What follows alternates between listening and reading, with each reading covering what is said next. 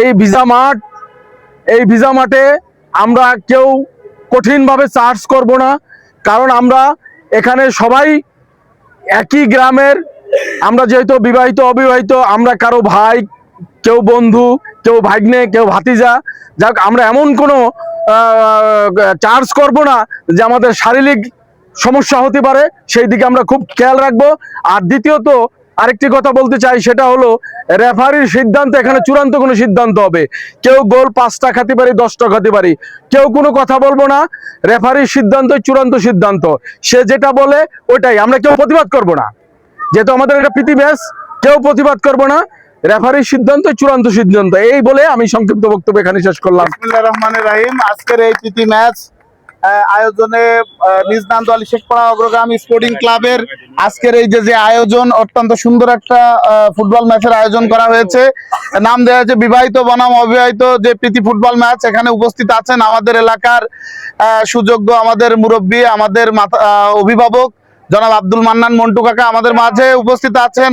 আমাদের সদ্য বড় ভাই মাসুদ ভাই আমাদের মাঝে আরো উপস্থিত আছেন। আমাদের সদ্য বড় ভাই আমাদের অভিভাবক নাজবুল হাসান সেলিম ভাই আমাদের মাঝে আরো উপস্থিত আছেন। আজকের এই প্রীতি ম্যাচে আমাদের অন্যতম অভিভাবক এবং আমাদের ক্রীড়াঙ্গনের অত্যন্ত পরিচিত মুখ সৈয়দ বারিক আঞ্জাম বারকি ভাই আমাদের মাঝে আরো উপস্থিত আছেন। আমার স্নেহের ছোট মুস্তাফিজুর রহমান জুয়েল এবং আমাদের শেখপাড়া সাবেক কৃতি ফুটবলার জাকির ভাই সহ যারা এখানে উপস্থিত আছে, আমি সবাইকে ধন্যবাদ জানাচ্ছি যে আজকের যুব সমাজ যে একটা ব্যতিক্রমী উদ্যোগ নিয়েছে, একটা ধ্বংসপ্রাপ্ত জেনারেশনের ভিতরে বলা যায়, যেখানে মাদকে সয়লাভ, সেখানে একটা সুস্থ জেনারেশন এত সুন্দর একটা খেলার আয়োজন করেছে। আর সেখানে আমাদের মুরব্বীরা যে উপস্থিত হয়েছে বা আমি ব্যক্তিগতভাবে উপস্থিত হতে পেরেছি, এজন্য আমি সবার প্রতি কৃতজ্ঞতা এবং ধন্যবাদ জ্ঞাপন করতেছি। তো আমি বলি যে যারা আমরা ক্লাবের সাথে আছি বা খেলাধুলার সাথে যুক্ত আছি, আমরা প্রত্যেকেই চেষ্টা করব একটা সুন্দর, একটা মাদক মুক্ত, একটা সমৃদ্ধশালী পারস্পরিক সহযোগিতার ভিত্তিতে একটা সুন্দর সমাজ যাতে গঠন করা যায়, সেই দিকে আমরা খেয়াল রাখবো। পাশাপাশি এলাকার যে সকল অবকাঠামোগত দিক আছে, আমি আজকে খেলা নিয়ে খুব বেশি কিছু বলবো না, কারণ আমার সিনিয়র বড় ভাইরা বলেছেন যে আমাদের যে চলাচলের ব্রিজটা এটা কিন্তু ভেঙে গেছে, দেখছেন কিনা। আমরা এখানে অর্থায়নে যে টাকা লাগে, সিমেন্ট লাগে, চিপ খোয়া লাগে, যা লাগে এগুলো আমরা দেব।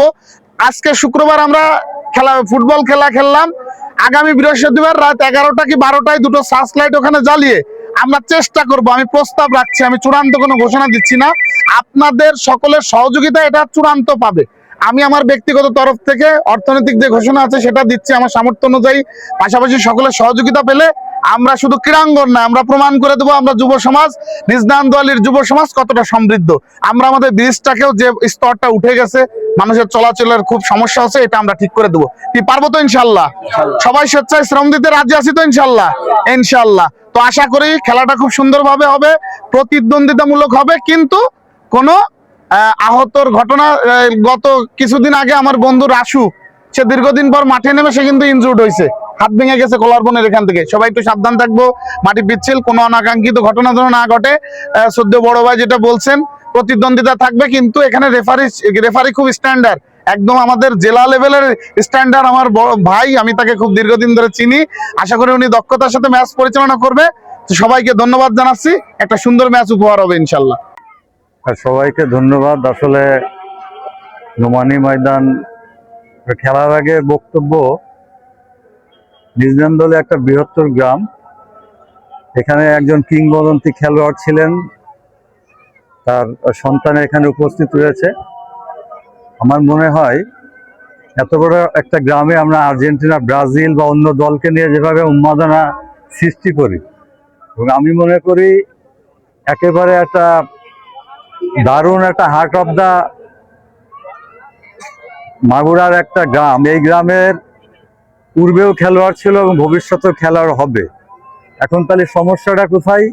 সমস্যাটা ওইখানে যে আমাদের মেন্টালিটি পরিবর্তন করবো। আমি জানি যে এটা অগ্রগামী স্পোর্টিং ক্লাবের নামে খেলা। এই খবির আহমেদ, যিনি আমাদের একদম শ্রদ্ধাভাজনের জায়গা, অগ্রগামী স্পোর্টিং ক্লাবের যে লাস্ট যে উন্নয়ন হয়েছে, একেবারে আমি ব্যক্তিগতভাবে এই উন্নয়নের সঙ্গে ছিলাম।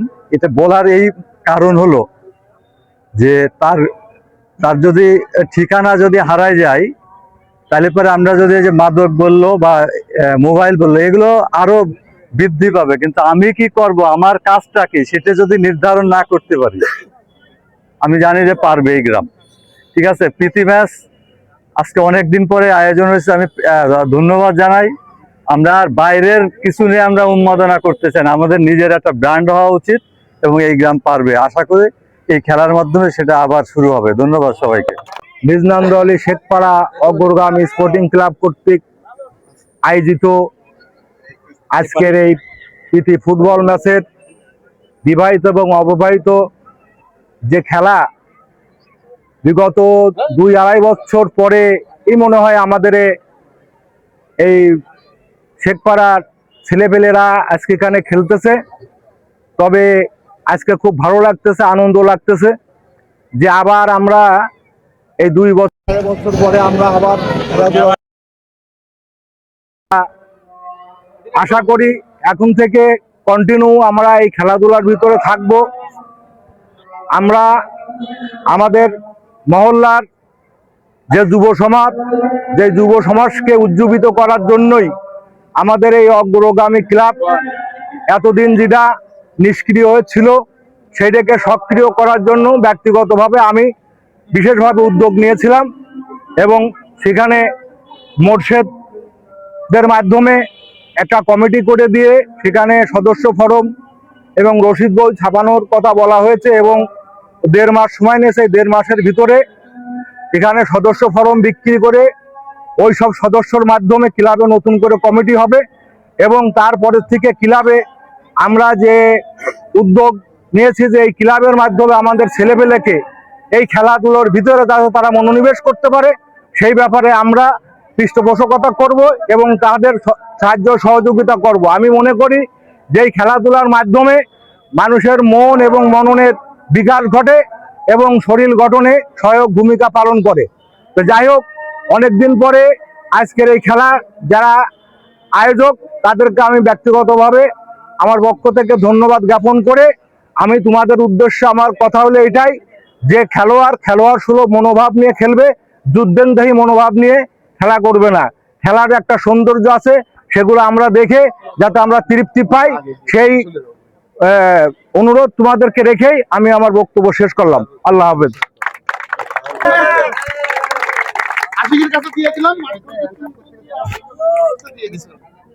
ভালো করে খেলবা, কিন্তু মান সম্মান সবাই মিলে তোমাদেরকে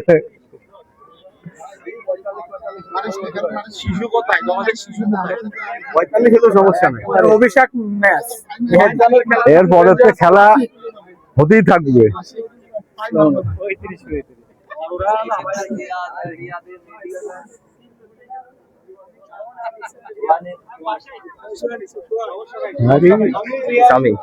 তোর বিয়ে দিয়ে দিবান রে।